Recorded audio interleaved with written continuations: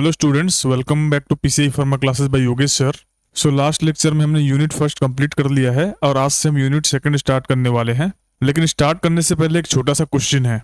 आपका जो हार्ट है कब फास्ट धड़कता है और कब स्लो हो जाता है? क्या ये कंट्रोल आप खुद करते हो या ऑटोमेटिकली होता है?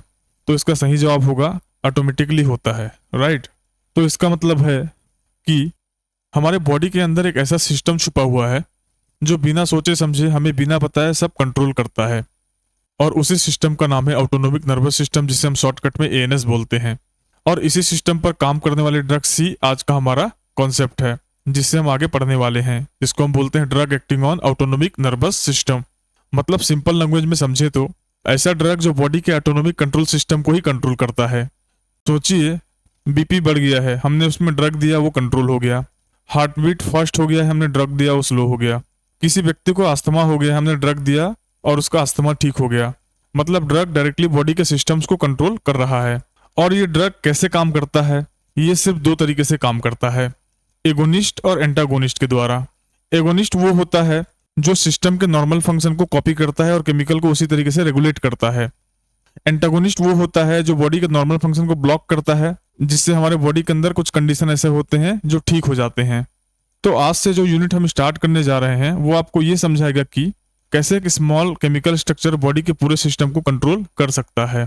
तो चलिए स्टूडेंट्स, देर न करते हुए आज के क्लास को हम स्टार्ट करते हैं। आज का हमारा टॉपिक है drug acting on autonomic nervous system, जो कि हमारा यूनिट 2 का मेन पार्ट है। तो सबसे पहले हम देखने वाले हैं historical background of autonomic nervous system. तो इसके फर्स्ट पॉइंट में बताया गया है the concept of the drug acting on the autonomic nervous system develop after the discovery of neurotransmitter such as acetylcholine and norepinephrine. इसमें बताया जा रहा है कि जो ऑटोनोमिक नर्वस सिस्टम का जो कॉन्सेप्ट बनाया गया है, जो डेवलप हुआ है हिस्ट्री में, या उसका जो डिस्कवरी हुआ है, उससे पहले न्यूरोट्रांसमीटर आया था जैसे कि हमारा एसिटिलकोलिन एंड नॉरएपिनेफ्रिन। उसके बाद हमारा जो ऑटोनोमिक नर्वस सिस्टम है उसका कॉन्सेप्ट को डेवलप किया गया था। वही सेकंड पॉइंट की बात करें तो early natural drugs like atropine from atropa belladonna and epinephrine were used to understand the physiological response. इसमें बताया जा रहा है पहले के टाइम में जैसे कि एट्रोपिन था जो एट्रोपा बेलाडोना के प्लांट से बनाया जाता है, और एपिनेफ्रिन है, इसको यूज करके बॉडी के जो फिजियोलॉजिकल रेस्पॉन्स है उसको समझाया जाता था या समझ में लिया जाता था। वही अगर हम थर्ड पॉइंट की बात करें, later synthetic drug were developed to selectively act on the specific receptor leading to modern therapeutic agent। जब कुछ समय बीत गया तब सिंथेटिक ड्रग का टाइम आया, जहां पे बहुत सारे केमिकल को मिला के नेचुरल ड्रग के साथ मिला के सेमी सिंथेटिक और सिंथेटिक ड्रग बनाया गया, जिसका काम यही होता था कि वो सिलेक्टिवली बॉडी के रिसेप्टर के साथ बाइंड करे और उसका एक्टिविटी भी सिलेक्टिवली आए, जिसको बाद में मॉडर्न थेरापेटिक एजेंट्स के नाम दे दिया गया। अब हम इसका इंट्रोडक्शन वाले पार्ट देखने वाले हैं। इंट्रोडक्शन में हम ये कवर करने वाले हैं कि बेसिकली जो हमारा ऑटोनोमिक नर्वस सिस्टम होता है या drug acting on autonomic nervous system है, वो बेसिकली क्या है, कैसे स्टार्ट हुआ था और इसका बेसिक फंक्शन क्या है, उसको हम समझने वाले हैं। तो फर्स्ट पॉइंट में बताया गया है the autonomic nervous system ANS control the involuntary body function. यहाँ पे एक वर्ड बताया गया है इनवॉल्यूंटरी बॉडी फंक्शन। इनवॉल्यूंटरी का मतलब होता है जिसे हम मूव नहीं कर सकते, जिसे हम कंट्रोल नहीं कर सकते, जो हमारे नॉर्मल कंट्रोल में नहीं है। हमारे बॉडी में कुछ सिस्टम है वो उसको कंट्रोल करता है, कि हम अपना हाथ, पैर, सर घुमा सकते हैं, जीभ बाहर निकाल सकते हैं, या जब हमें मस्कीटो बाइट करता है तो अपने हाथ से उसको खुजला सकते हैं। तो ये हमारा वॉल्यूंटरी कंट्रोल है, इसको हम कंट्रोल कर सकते हैं। हमें क्या करना है और क्या नहीं करना है हम डिसाइड कर सकते हैं। लेकिन हमारे बॉडी के इंटरनल पार्ट्स जो है वो कुछ ऐसा होता है जिसे हम अपने कंट्रोल में नहीं ले सकते, बॉडी अपने आप से उसको कंट्रोल करता है। उसी को हम इनवॉल्यूंटरी बॉडी फंक्शन बोलते हैं। तो ऑटोनोमिक नर्वस सिस्टम का काम ही ये है कि जो इनवॉल्यूंटरी पार्ट है हमारे बॉडी का, उसको वो कंट्रोल में रखे। जैसे कि हमारा हार्ट हो गया, जैसे कि हमारा ब्लड सर्कुलेशन हो गया, जैसे कि हमारा सेंसरी पार्ट है, जैसे हमें कुछ चीज प्रॉब्लम होता है हमारे स्किन को लेके तो ब्रेन को इंफॉर्मेशन प्रोवाइड करता है, ये हो गया। तो इस तरीके के जो फंक्शन है उसको हमारा ऑटोनोमिक नर्वस सिस्टम कंट्रोल करता है। वही अगर हम नेक्स्ट पॉइंट की बात करें, it regulate heart rate, blood pressure, digestion and gland secretion. जैसे मैंने बताया था कि जो हमारा हार्ट रेट होता है वो हमारे कंट्रोल में नहीं होता है, ब्लड प्रेशर जो होता है वो भी हमारे कंट्रोल में नहीं होता है, डाइजेशन को भी हम एक तरीके से अपने कंट्रोल में नहीं ले सकते हैं क्योंकि वो अपने आप सारा प्रोसेस करता है। वही हमारी बॉडी के अंदर जो बहुत सारे ग्लैंड है वो अपने आप अपना सिक्रेशन टाइम के हिसाब से या हमारे बॉडी के कंडीशन के हिसाब से सिक्रेट करके वो फंक्शन को न्यूट्रलाइज करता है। तो ये सारे जो फंक्शन है ये ऑटोमेटिक होता है, इसीलिए इसको हमारा जो बॉडी का ऑटोनोमिक नर्वस सिस्टम है उसको कंट्रोल करता है। वहीं थर्ड पॉइंट की बात करें, ANS is divided into sympathetic and parasympathetic system. आप इस पिक्चर में देख पा रहे हैं, यहाँ पे जो हमारा ऑटोनोमिक नर्वस सिस्टम है वो दो पार्ट में डिवाइड हुआ है। एक तरफ हमारा पैरासिम्पैथेटिक सिस्टम है दूसरा तरफ हमारा सिंपैथेटिक नर्वस सिस्टम है। Drug acting on autonomic nervous system modify nerve activity by stimulating और इनहिबिटिंग द रिसेप्टर। तो जो भी ड्रग हमारे ऑटोनोमिक नर्वस सिस्टम के ऊपर काम करता है वो बेसिकली क्या करता है, वो जो उसके रिलेटेड रिसेप्टर्स हैं जिससे एक्शन प्रोड्यूस होता है, जब ड्रग बाइंड करता है अपने टारगेट बनाकर रिसेप्टर को, उससे जो रिस्पॉन्स प्रोड्यूस होता है वो बेसिकली दो तरीके से होता है। या तो उस रिसेप्टर की एक्टिविटी को स्टिमुलेट कर दिया जाता है, या तो उस रिसेप्टर की एक्टिविटी को इनहिबिट कर दिया जाता है। The drug act on the specific receptor present in the organ. वो जो ड्रग होता है या जो हमारा drug acting on autonomic nervous system होता है वो बेसिकली स्पेसिफिक रिसेप्टर के साथ जाके बाइंड करता है, जिससे क्या होता है अलग अलग ऑर्गन में अलग अलग रिसेप्टर्स होते हैं, उसके हिसाब से उसका रिस्पॉन्स हमारे बॉडी के अंदर आता है। Main neurotransmitter involve are acetylcholine and non epinephrine. और इस सिस्टम में हमारा एक मेन कंपोनेंट होता है न्यूरोट्रांसमीटर, जो हमारे रिसेप्टर का एक्टिविटी को कंट्रोल करता है एक तरीके से, ये हमारे बॉडी के जो इनवॉल्यूंटरी पार्ट है उसको कंट्रोल करता है।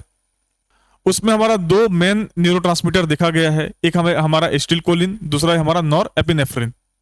ड्रग में एक्ट एज ए एगोनिस्ट और एंटागोनिस्ट। तो इन कंडीशन में क्या होता है, जब हम ड्रग खाते हैं तो वो हो सकता है एगोनिस्ट की तरह काम करे या हो सकता है वो एंटागोनिस्ट की तरह काम करे, जिसका मीनिंग मैंने पहले ही आपको बता दिया है। यानी एगोनिस्ट जो होता है वो हमारे बॉडी के नॉर्मल फंक्शन को कॉपी करता है और एंटागोनिस्ट जो होता है हमारे बॉडी के नॉर्मल फंक्शन को ब्लॉक करता है।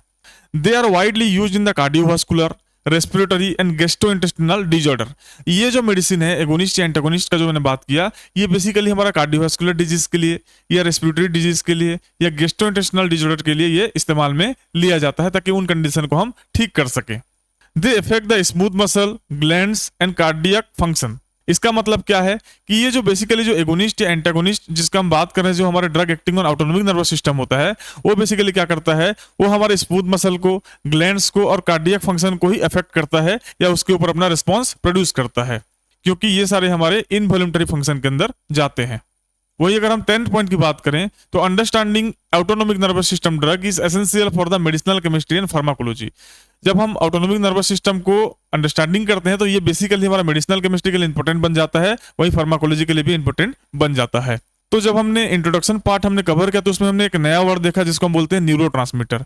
न्यूरोट्रांसमीटर का मतलब होता है chemical messenger that transmit the signal between nerve cell. जैसे आप इस पिक्चर में देख पा रहे हैं, यहाँ पे देखिए ये हमारा न्यूरोट्रांसमीटर है और ये हमारा देखिए हमारा जो रिसेप्टर है उसके अंदर एक वेसिकल होता है। वेसिकल के अंदर क्या होता है, जब न्यूरोट्रांसमीटर बनता है तो इसके अंदर स्टोर होता है। स्टोर होने के बाद देखिए यहाँ से रिलीज होता है और दूसरे नर्व एंडिंग में जाके वो सिग्नल भेजता है, जिससे हमारा जो इन्फॉर्मेशन इधर से आ रहा था वो इधर पहुंच जाता है, जिससे हमारा बॉडी उस चीज को लेकर अपना फंक्शन दिखाता है। उसके लिए जो केमिकल इस्तेमाल में ले जाता है उसी को हम न्यूरोट्रांसमीटर बोलते हैं, जो कि हमारा बॉडी के अंदर नेचुरली बनता है।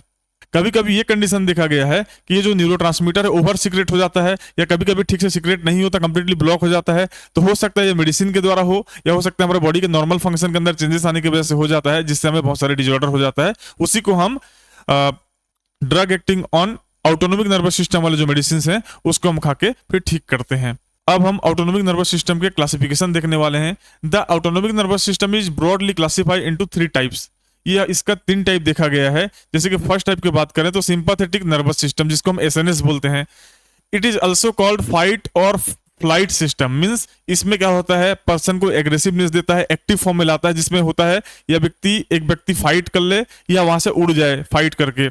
इसका फंक्शन बेसिकली देखा गया है increase the heart rate, dilate the प्यूपिल, relax the bronchial muscle, inhibit the digestion and increase the blood pressure. Basically क्या करता है, ये हमारे बॉडी के अंदर हमारे हार्ट का रेट को इंक्रीज करता है, हमारे प्यूपिल जो है उसको डायलेट करता है, फैलाता है। आंख के अंदर जो प्यूपिल होता है ब्लैक कलर का उसको फैलाता है। रिलैक्स द ब्रोंकियल मसल, जो हमारे लंग्स के अंदर ब्रोंक्यूल्स है उसको रिलैक्स करता है।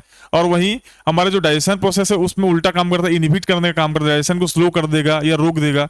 और 5th पॉइंट की बात करें, इंक्रीज द ब्लड प्रेशर, क्योंकि भाई हमारे हार्ट रेट को इंक्रीज करेगा, यानी हार्ट के फंक्शन को इंक्रीज कर रहा है, जिससे क्या होगा, ब्लड की पंपिंग बढ़ जाएगा। इसीलिए कुछ समय तक क्या हो जाएगा, हमारा ब्लड प्रेशर हो सकता है बढ़ जाए। तो इसमें न्यूरोट्रांसमीटर जो मेनली यूज होता है, तो mainly norepinephrine that is your noradrenaline is use. ये सारे फंक्शन करने के लिए बेसिकली क्या होता है, उसका रिस्पॉन्सिबल यूनिट होता है हमारा नॉरएपिनेफ्रिन, जिसे हम नॉरएड्रेनालिन भी बोलते हैं। और इसमें हमारा मेनली 2 रिसेप्टर होता है, alpha receptor and beta receptor. Sympathetic system में या सिंपैथेटिक नर्वस सिस्टम में जब हम एसएनएस पार्ट को कवर करते हैं तो बेसिकली उसमें 2 रिसेप्टर देखा गया है, जिसको अल्फा रिसेप्टर और बीटा रिसेप्टर बोलते हैं, जो कि हमारा ओवरऑल हार्ट में, आंख में हमारे ब्रोंकियोल्स में और हमारे डाइजेस्टिव ट्रैक्ट में, यहाँ तक कि हमारे ब्लड वेसल्स में फैला हुआ होता है। अब इसमें मेन पॉजिटिव एजेंट अगर कोई है तो वो है हमारा एक न्यूरोट्रांसमीटर जिसको हम नॉरएपिनेफ्रिन या नॉरएड्रेनालिन बोलते हैं। वही अगर हम ऑटोनॉमिक सिस्टम के सेकंड पार्ट की बात करें, जैसे की बात करें, तो उसे हम पीएनएस बोलते हैं, जिसका फुल फॉर्म है parasympathetic nervous system. It is also called as rest and digest system, यानी ये वो सिस्टम है जो बेसिकली हमारे बॉडी को काल्म करता है, शांत करता है। रेस्ट एंड डाइजेस्टिव सिस्टम इसलिए इसको बोला गया है। इसका अगर फंक्शन की बात करें तो it will decrease the heart rate, constrict the pupil, stimulate the digestion, increase the gland secretion and prostate relaxation। मतलब कहीं ना कहीं ये हमारे एसएनएस का उल्टा काम करता है। इसमें जो न्यूरोट्रांसमीटर यूज होता है उसको हम एसिटिलकोलिन बोलते हैं, जो ये सारे फंक्शन को रेगुलेट करता है हमारे बॉडी के अंदर। वही अगर देखा जाए तो इन सारे सिस्टम में हमें दो तरह के रिसेप्टर देखने को मिलता है। एक है हमारा मस्कार्निक रिसेप्टर, दूसरा है हमारा निकोटिनिक रिसेप्टर। अब आगे हम देखने वाले हैं डिटेल फंक्शनल क्लासिफिकेशन। इसको अगर हम उसका फंक्शनल क्लासिफिकेशन के हिसाब से अगर क्लासिफाई करें तो फर्स्ट हमारा आएगा बेस्ड ऑन न्यूरोट्रांसमीटर, जिसमें बोला गया है कोलिनर्जिक सिस्टम। तो जो कोलिनर्जिक सिस्टम का जो क्लासिफिकेशन या जो कोलिनर्जिक क्लास का जो सिस्टम है, उसमें बेसिकली जो हमारा जो एंडोजेनस सब्सटेंस यूज होता है, जो हमारा रेगुलेटर है, वो हमारा एसिटिलकोलिन है। ऑल द पैरासिम्पैथेटिक नर्व को ये कंट्रोल करता है, सम सिंपैथेटिक नर्व को भी ये कंट्रोल करता है, जैसे कि हमारा स्वेट ग्लैंड हो गया। और वही अगर हम सेकंड की बात करें, that is our adrenergic system. और एड्रेनर्जिक सिस्टम में भी हमारा नॉरएपिनेफ्रिन का इस्तेमाल होता है। It include most sympathetic nerve, यानी हमारे बॉडी के अंदर जितने भी सिंपैथेटिक नर्व है, मोस्ट में ये नॉरएपिनेफ्रिन का रेगुलेशन देखा जाता है। वही अगर हम बेस्ड ऑन रिसेप्टर की बात करें तो एक हमारा होगा कोलिनर्जिक रिसेप्टर, दूसरा होगा हमारा एड्रेनर्जिक रिसेप्टर। कोलिनर्जिक रिसेप्टर में हम बेसिकली 5 तरह के रिसेप्टर देखते हैं, जैसे कि मस्कार्निक एंड निकोटिनिक। तो मस्कार्निक के अंदर में 3 सबटाइप आता है। मस्कार्निक 1 जिसको हम M1 बोलते हैं, मस्कार्निक 2 जिसे M2 बोलते हैं, और मस्कार्निक 3 उसे हम M3 बोलते हैं। वही निकोटिनिक की बात करें तो इसका 2 सबटाइप है, NN और NM रिसेप्टर होता है। उसमें अगर हम सेकंड क्लास की बात करें तो है एड्रेनर्जिक रिसेप्टर। उसमें 2 तरह के रिसेप्टर होता है, जैसे कि हमारा अल्फा रिसेप्टर और beta receptor. Alpha receptor again सब क्लासिफाइड है, जो कि अल्फा 1 रिसेप्टर, दूसरा है हमारा अल्फा 2 रिसेप्टर। वहीं बीटा रिसेप्टर की बात करें तो beta 1 receptor, beta 2 receptor and beta 3 receptor. अगर हम सिंपैथेटिक सिस्टम और पैरासिम्पैथेटिक सिस्टम को अगर कंपेयर करें फंक्शन वाइज, तो सबसे पहले फीचर हम फंक्शन देखेंगे। तो सिंपैथेटिक सिस्टम जो होता है फाइट और फ्लाइट यानी एग्रेसिवनेस को दर्शाता है। वहीं पैरासिम्पैथेटिक सिस्टम का बात करें तो ये हमारा रेस्ट एंड डाइजेस्ट यानी काम नेचर को दर्शाता है। और अगर न्यूरोट्रांसमीटर यूज करने की बात करें तो जो हमारा सिंपैथेटिक जो सिस्टम होता है उसमें हमारा नॉरएपिनेफ्रिन का मेन रोल होता है। वहीं पैरासिम्पैथेटिक का बात करें तो उसमें हमारा एसिटिलकोलिन का मेन रोल होता है। और अगर हम रिसेप्टर की बात करें तो सिंपैथेटिक में हमें अल्फा और बीटा रिसेप्टर देखने को मिलता है। वहीं पैरासिम्पैथेटिक में हमें मस्कार्निक और निकोटिनिक रिसेप्टर देखने को मिलता है, जिसका फर्दर और भी क्लासिफिकेशन किया गया है। अगर हम हार्ट की फंक्शन की बात करें तो हार्ट रेट सिंपैथेटिक सिस्टम जो है वो इंक्रीज करता है और पैरासिम्पैथेटिक सिस्टम जो है वो डिक्रीज करता है। वहीं डाइजेशन की बात करें तो सिंपैथेटिक सिस्टम जो होता है हमारे डाइजेशन को स्टॉप करता है, इनहिबिट करता है। वहीं पैरासिम्पैथेटिक सिस्टम की बात करें तो ये हमारे डाइजेशन को स्टिमुलेट करता है। तो इसके दौरान हमने 2 तरह की वर्ड देखे, जैसे कि हमारा एक फाइट और फ्लाइट है, दूसरा हमारा रेस्ट एंड डाइजेस्ट है।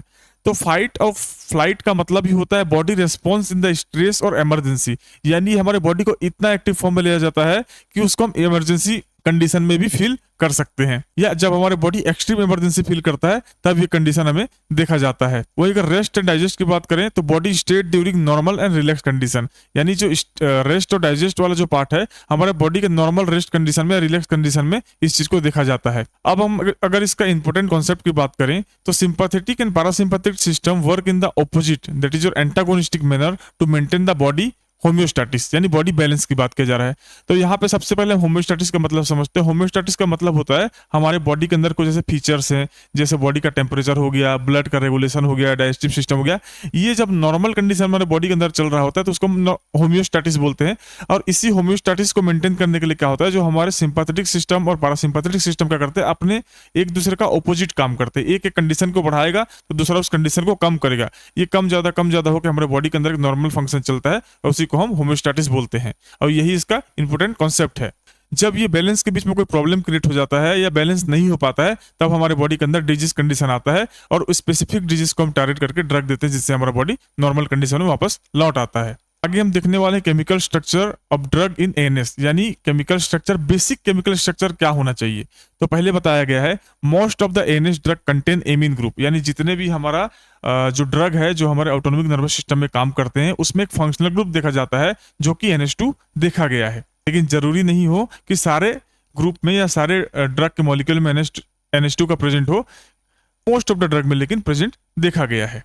अब अगर हम सेकंड पॉइंट की बात करें, many drug structurally resemble natural neurotransmitter, तो इसमें मैक्सिमम जो ड्रग होता है जो हमारे बॉडी के अंदर जो नेचुरल न्यूरोट्रांसमीटर होता है उसी की कॉपी की तरह काम करता है, ये बताया जा रहा है। इसीलिए उसका स्ट्रक्चर भी एग्जैक्टली सेम तो नहीं लेकिन कहीं ना कहीं उसके तरह ही होता है, जैसे कि acetylcholine and norepinephrine.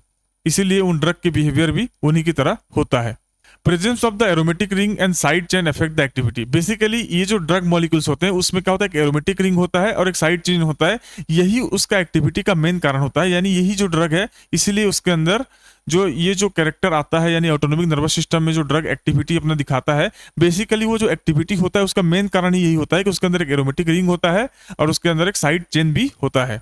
Structural modification can change selectivity and potency, यानी इसमें यह बताया जा रहा है कि जब हम इसका ACR स्टडी पढ़ेंगे तो उसके अंदर अगर स्ट्रक्चर में कोई भी छेड़छाड़ करते हैं या कुछ चेंज करते हैं, कोई रिप्लेसमेंट करते हैं, तो इसके अंदर क्या हो जाएगा, जो रिसेप्टर का सिलेक्टिविटी है वो खराब हो सकता है, साथ ही साथ उस ड्रग का जो बायोलॉजिकल रिस्पॉन्स है उसमें भी डिफरेंस देखने को हमें मिल सकता है।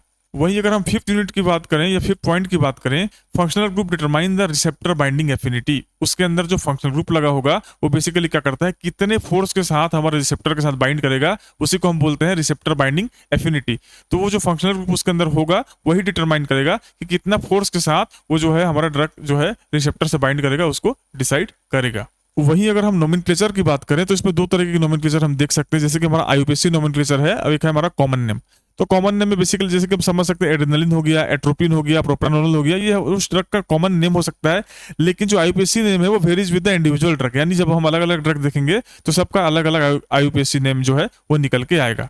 वहीं अगर हम इसका ओरिएंटेशन या इसका स्टीरियोकेमिस्ट्री की बात करेंगे तो फर्स्ट पॉइंट में बताया गया है many ANH drug are chiral molecule, यानी बहुत सारे ऐसे मॉलिक्यूल होंगे जो हमारे NH ड्रग होंगे उसमें एक कायरल मॉलिक्यूल होगा। कायरल मॉलिक्यूल का मतलब होता है उसमें अगर कोई कार्बन है तो उसके चारों बॉन्ड में अलग अलग मॉलिक्यूल लगा हुआ होगा, ऐसे हमारे ड्रग के अंदर देखा जा सकता है। सेकंड पॉइंट की बात करें, stereochemistry effect the drug receptor interaction, यानी उस ड्रग का अगर हम स्टीरियोकेमिस्ट्री या उसका ओरिएंटेशन को अगर हम सही से ऑप्टिमाइज नहीं करेंगे तो हो सकता है ड्रग और रिसेप्टर में जो इंटरेक्शन होता है, जो बाइंडिंग होता है, उसके अंदर इफेक्ट देखने को हमें मिल सकता है या उसके अंदर प्रॉब्लम्स हो सकते हैं।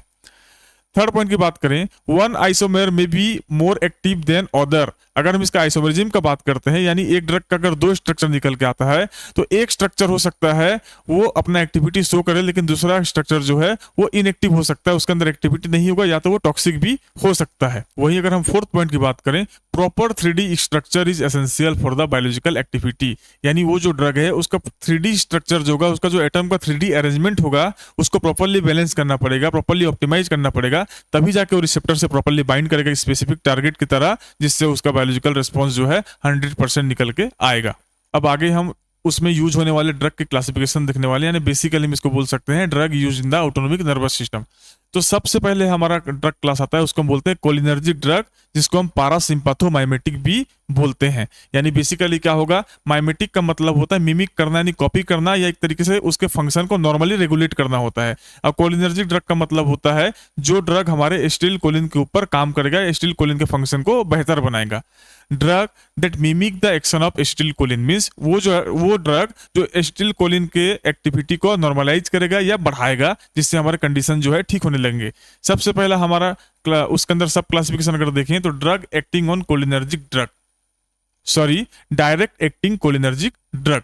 तो इसका बेसिक फंक्शन ये है, act directly on the receptor, यानी ये जो ड्रग है सीधा हमारे रिसेप्टर के ऊपर काम करेगा। इसका एग्जांपल है एसिटिलकोलिन, पिलोकार्पिन एंड बेथनाकॉल, ये कुछ ड्रग एग्जांपल है जो इसके अंडर में आता है।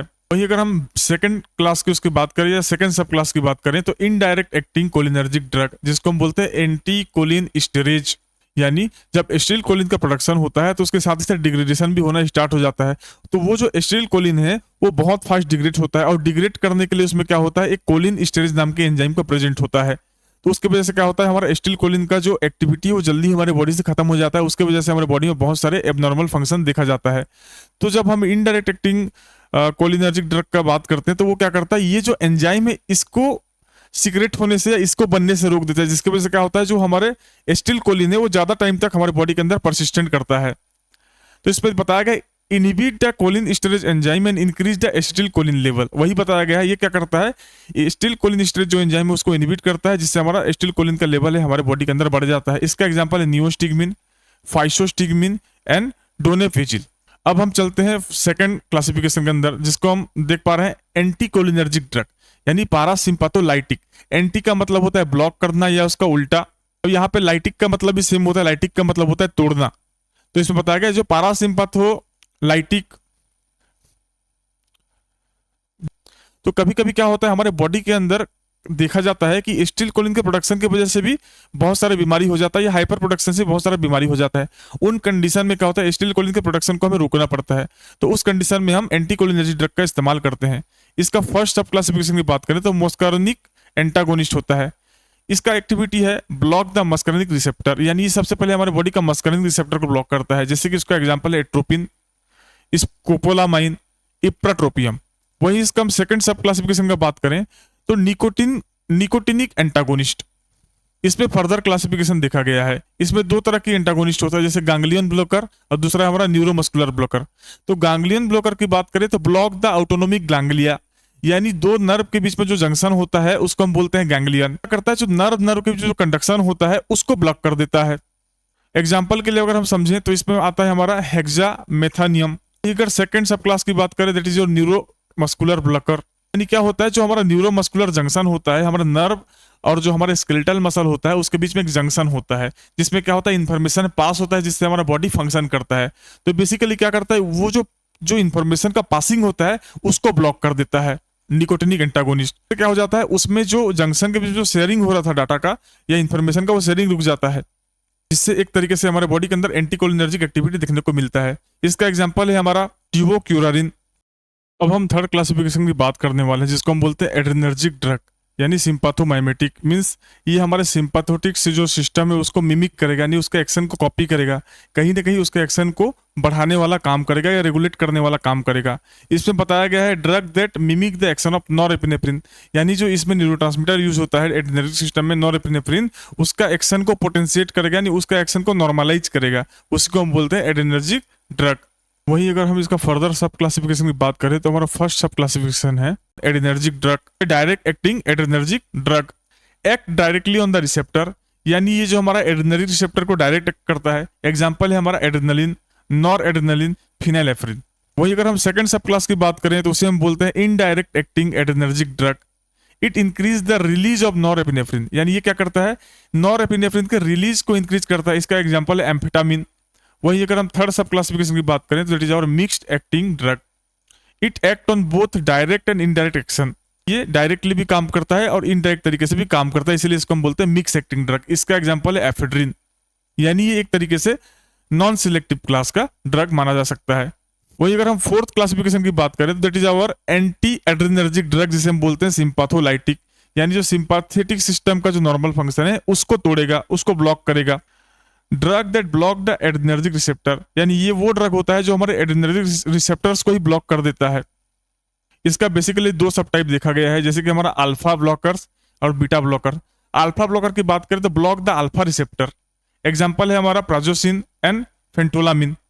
वही सेकंड सब क्लास की बात करें that is our beta blocker, it will block the beta receptors. उसका एग्जांपल है हमारा प्रोप्रानोलोल एंड एटेनोलोल। तो अगर हम इस पूरी क्लासिफिकेशन का एक बेसिक मैकेनिज्म ऑफ एक्शन देखें तो इसमें बताया गया है drug act on the cholinergic and adrenergic receptor. Basically क्या होता है, इसमें जितने भी ड्रग हैं वो कहीं ना कहीं हमारे कोलिनर्जिक और एड्रेनर्जिक रिसेप्टर के ऊपर ही काम करते हैं। सेकंड पॉइंट की बात करें तो cholinergic receptor respond to acetyl choline, यानी जो कोलिनर्जिक सिस्टम होता है वो बेसिकली एसिटिल कोलिन के ऊपर डिपेंडेंट होता है कि जब एसिटिल कोलिन सीक्रेट होगा तो एक फंक्शन आएगा, जब एसिटिल कोलिन ब्लॉक हो जाएगा तो उससे फंक्शन के अंदर कुछ चेंजेस आ जाएंगे। वही adrenergic receptor respond to norepinephrine, जो हमारा एड्रेनर्जिक सिस्टम होता है वो बेसिकली डिपेंडेंट होता है नॉरएपिनेफ्रिन के ऊपर। ये दोनों हमारा न्यूरोट्रांसमीटर है, यानी नर्व के बीच में हमारा कंडक्शन कराता है, इंफॉर्मेशन को पास कराता है, जिससे हमारे बॉडी के अंदर अलग अलग फंक्शन देखने को मिल सकता है। फोर्थ पॉइंट की बात करें, एगोनिस्ट स्टिमुलेट द रिसेप्टर, इसमें जितने भी एगोनिस्ट होते हैं वो क्या करते हैं, हमारे रिसेप्टर को स्टिमुलेट करते हैं, हमारे रिसेप्टर के एक्टिविटी को बेहतर बनाते हैं। वही एंटागोनिस्ट ब्लॉक द रिसेप्टर। जो एंटागोनिस्ट होता है वो बिल्कुल एगोनिस्ट का उल्टा होता है, जो हमारे नॉर्मल बॉडी का जो फंक्शन है या हमारा नॉर्मल रिसेप्टर का जो फंक्शन है उसको ब्लॉक कर देता है, उसको एक तरीके से काम करने से रोकता है। 6 पॉइंट की बात करें, leads to physiological changes such as heart rate alteration, blood pressure changes, bronchodilation और कंस्ट्रिक्शन। इसका मतलब है ये जो एगोनिस्ट और एंटागोनिस्ट वाला जो एक्टिविटीज है या जो मैकेनिज्म है, इसके वजह से हमारे बॉडी के अंदर कुछ फिजियोलॉजिकल चेंजेस एग्जांपल के तौर पर हम समझ सकते हैं, जैसे कि हमारा हार्ट रेट में चेंज हो जाना, हार्ट रेट का बढ़ जाना या कम जाना, या ब्लड प्रेशर का बढ़ जाना या कम जाना, या जो हमारे ब्रोंक्यूल्स है हमारे लंग्स के अंदर उसका डायलेट होना या कंस्ट्रिक्ट हो जाना, सिकुड़ जाना या फैल जाना। ये सारी चीजें इनके द्वारा रेगुलेट होता है। और हमने पहले ही बताया था कि जो एगोनिस्ट और एंटागोनिस्ट का जो एक्टिविटी होता है ये आपस में क्या होता है, वाइस वर्सा होता है, उल्टा होता है, जिससे ये कंटिन्यूसली हमारे बॉडी के अंदर चलते रहता है। जो हमारे कोलिनर्जिक सिस्टम और एड्रेनर्जिक सिस्टम में आपस में एक दूसरे को रेगुलेट करते रहते हैं, एक दूसरे के ऑपोजिट काम करते रहते हैं, जिससे हमारे बॉडी के अंदर होम्योस्टेटिस मेंटेन होता है। अगर इसके अंदर डिफरेंस क्रिएट हो जाए, ठीक तरीके से आपस में बैलेंस ना कर पाए, तो हमारे बॉडी के अंदर फिर डिसऑर्डर या कोई कॉम्प्लिकेशन क्रिएट होता है, जिसको ठीक करने के लिए फिर हम एंटागोनिस्ट और एगोनिस्ट का यूज करते हैं, जिससे वो रिसेप्टर के ऊपर जाके उसको ठीक करता है, उसकी एक्टिविटी को ठीक करता है, जिससे हमारा फिजियोलॉजी सही हो जाता है। वही अगर हम 7 पॉइंट की बात करें, selectively depend on the receptor type, यानी हम जो ड्रग खाते हैं वो बेसिकली हमारे जो रिसेप्टर्स है हमारे बॉडी के अंदर या हमारे ऑर्गन्स के अंदर जहां पे प्रॉब्लम आया है, वो जो ड्रग होता है उन्हीं रिसेप्टर को टारगेट करके दिया जाता है, ताकि वो स्पेसिफिक पार्ट को जाके वो रेगुलेट करे, जिससे हमारे बॉडी के अंदर जो प्रॉब्लम क्रिएट हुआ था वो ठीक हो जाए। 8 पॉइंट का बात करें तो इसमें बताया गया है, drug structure determine the receptor binding, यानी ड्रग के अंदर जो रिसेप्टर या ड्रग के साथ जो रिसेप्टर बाइंड करता है वो ड्रग के स्ट्रक्चर ही डिटरमाइन करता है कि बाइंड करना है या नहीं करना है। नेक्स्ट पॉइंट की बात करें, doses influence the intensity of response, यानी जो हम जिस ड्रग को खाते हैं उसका डोज भी कभी कभी डिपेंड करता है कि कितना इंटेंसिटी से उसका रिस्पॉन्स आएगा, या कितना फास्ट उसका रिस्पॉन्स आएगा, या कितने ड्यूरेशन तक उसका रिस्पॉन्स हमारे बॉडी के अंदर रहेगा। वही अगर लास्ट पॉइंट की बात करें जो कि हमारा पॉइंट नंबर 10 है, इसमें बताया गया है, final result is therapeutic effect. इतना सब चीज होने के बाद लास्ट में हमारे बॉडी के अंदर जो है उस ड्रग का जो है एक्टिविटी देखने को मिलता है या बायोलॉजिकल एक्शन देखने को मिलता है। वहीं अगर हम बात करें केमिकल डिग्रेडेशन की, तो जो ड्रग हमारे ऑटोनोमिक नर्वस सिस्टम में काम करता है वो डिग्रेड कैसे होता है, तो इसमें बताया गया है, many autonomic nervous system drugs are degrade by the enzyme such as cholinesterase. जो हमारा एस्टिल कोलिन होता है वो क्या होता है, कोलिन स्टेरेज एंजाइम के द्वारा डिग्रेड होता है। वैसे ही ये जो कोलिन स्टेरेज एंजाइम है ये बेसिकली क्या करता है, वो तो हमारे न्यूरोट्रांसमीटर को डिग्रेड करेगा, कभी कभी क्या होता है हमारे नॉर्मल ड्रग के फंक्शन को भी वो क्या करता है, डिग्रेड कर देता है, या हमारे बॉडी के अंदर जो ड्रग बन रहा है उसको भी डिग्रेड कर देता है। Stability effect duration of action, जब ये कोलिन स्टेरेज क्या करता है, उसको डिग्रेड करना स्टार्ट करता है, तो उसके अंदर स्टेबिलिटी में चेंजेस आ जाता है, यानी उसका जो ड्रग का नॉर्मल स्टेबिलिटी था वो बिगड़ जाता है। उसकी वजह से क्या होता है, हमारे बॉडी के अंदर जो ड्यूरेशन ऑफ एक्शन था, ड्रग के जो काम करने का टाइम था, हाफ लाइफ था, वो बिगड़ जाता है।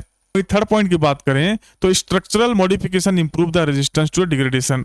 तो क्या होता है, अगर हम एक ड्रग का जो ऑप्टिमाइजेशन करें या उस ड्रग को बेहतर तरीके से उसका स्ट्रक्चर को अगर हम इंप्रूव करें, तो हो सकता है ये डिग्रेडेशन को रेजिस्टेंस कर जाए, डिग्रेडेशन प्रोसेस में वो ना जाके अपना फिजियोलॉजिकल फंक्शन को रेगुलेट करने में हमें अच्छे से मदद कर पाए। अब आगे हम देखने वाले कुछ इंपोर्टेंट ड्रग, जैसे कि अगर हम drug acting on autonomic nervous system का बात करते हैं तो इसमें कुछ स्पेसिफिक ड्रग है जिसको बहुत इंपॉर्टेंट माना जाता है, जैसे कि हमारा acetyl choline, atropine, adrenaline, propranolol and pilocarpine. ये कुछ ड्रग है जो हमारे ऑटोनोमिक नर्वस सिस्टम का मेन ड्रग माना जाता है और रेगुलरली मार्केट में ये इस्तेमाल में लिया जाता है। सो स्टूडेंट्स, इस पूरा कॉन्सेप्ट को टाइमली हमें रिमेंबर करने के लिए, याद करने के लिए मैंने इसको 5 पॉइंट में समरी किया है। अगर ये समरी आप या ये 5 पॉइंट अगर आप कहीं ना कहीं याद कर लेते हो तो उसका कॉन्सेप्ट जो है हमें कहीं ना कहीं हमारे दिमाग के अंदर रह जाएगा। तो इसका फर्स्ट पॉइंट में बताया गया है, ANS drug act on the involuntary nerve system. इसका मतलब है जो हमारा ऑटोनोमिक नर्वस सिस्टम का जो ड्रग्स है कहीं ना कहीं जो हमारे बॉडी का इनवॉल्यूंटरी पार्ट जो है उसके जो नर्व है उसके ऊपर काम करता है। वहीं अगर सेकंड पॉइंट की बात करें तो it divided into cholinergic and adrenergic classes, यानी इसका जो डिवीजन हुआ है या इसका जो क्लासिफिकेशन हुआ है बेसिकली 2 तरीके से हुआ है, एक है हमारा कोलिनर्जिक सिस्टम, दूसरा है हमारा एड्रेनर्जिक सिस्टम। वहीं अगर हम थर्ड पॉइंट की बात करें, ईच क्लास हैज डिटेल्ड सब क्लासिफिकेशन विद एग्जांपल, यानी इनका जो 2 क्लासिफिकेशन में देखा कोलिनर्जिक एड्रेनर्जिक, उसका भी सब क्लासिफिकेशन है उसके एग्जांपल के साथ। वही अगर हम फोर्थ पॉइंट की बात करें, ड्रग एक्ट एज एगोनिस्ट और एंटागोनिस्ट ऑन द रिसेप्टर, यानी इसमें जो ड्रग इस्तेमाल होने वाला है कहीं ना कहीं वो दो तरीके का होगा, एक एगोनिस्ट होगा, दूसरा एंटागोनिस्ट होगा, और दोनों आपस में एक दूसरे का अपोजिट होते हैं। और फिफ्थ पॉइंट की बात करें, structure and receptor interaction determine the biological action, इसमें जो ड्रग का स्ट्रक्चर होगा और रिसेप्टर का जो बेसिकली जो इंटरेक्शन होगा वो बेसिकली ड्रग के स्ट्रक्चर द्वारा ही डिटरमाइन होगा, और उसी की वजह से हमारे अंदर जो इस एक स्पेसिफिक टाइप का बायोलॉजिकल एक्शन यानी ड्रग का रिस्पॉन्स हमें देखने को मिल सकता है। सो ओके स्टूडेंट्स, आज के लेक्चर में इतना ही। आज के लेक्चर में हमने स्टार्ट किया था unit 2 drug acting on autonomic nervous system, जिसमें हमने बेसिक कवर किया था कि कैसे ड्रग एएनएस पर एक्ट करता है। लेकिन आप सभी के लिए एक इंपॉर्टेंट क्वेश्चन है, बॉडी के अंदर एक्चुअल सिग्नल कौन भेजता है, यानी नर्व और नर्व के बीच में जो कंडक्शन होता है या नर्व और मसल के बीच में जो कंडक्शन होता है ऑटोनोमिक नर्वस सिस्टम के अंदर, तो उसमें जो एक इन्फॉर्मेशन एक दूसरे में ट्रांसफर होता है, वो जो सिग्नल है या जो वो इन्फॉर्मेशन है उसको कौन भेजता है, रिसेप्टर तक मैसेज कैसे पहुंचता है जिससे उससे फंक्शन प्रोड्यूस होता है, क्योंकि बिना मैसेंजर के मैसेज या इन्फॉर्मेशन तो पहुंचेगा नहीं, तो सिस्टम काम ही नहीं करेगा। और वो मैसेंजर होता है न्यूरोट्रांसमीटर। यानी यहाँ पे हम मैसेज की बात करें तो बेसिकली ये जो हमारा हार्ट रेट को बढ़ना है या हार्ट रेट को डिक्रीज होना है, या हमारे पीपल साइज का बढ़ना या घटना, या हमारे ब्रोंकियल्स का कॉन्स्ट्रिक्ट होना या डायलेट होना, ये जो मैसेज है इसको कौन भेजता है, तो इसको मैसेज जहां से भी मिले इसको मैसेज पहुंचाने वाला होता है, जिसको हम न्यूरो ट्रांसमीटर बोलते हैं। नेक्स्ट लेक्चर यानी लेक्चर नंबर 16 में हम पढ़ेंगे न्यूरो ट्रांसमीटर कौन कौन से होते हैं, कैसे रिलीज होता है, कैसे रिसेप्टर के ऊपर एक्ट करता है। तो स्टूडेंट्स, आज के क्लास में आपने सिस्टम को समझा, नेक्स्ट क्लास में आप उस सिस्टम का सिग्नल को समझोगे। तो स्टूडेंट्स, आज के क्लास में बस इतना ही, मिलते हैं नेक्स्ट क्लास में, तब तक के लिए जय हिंद।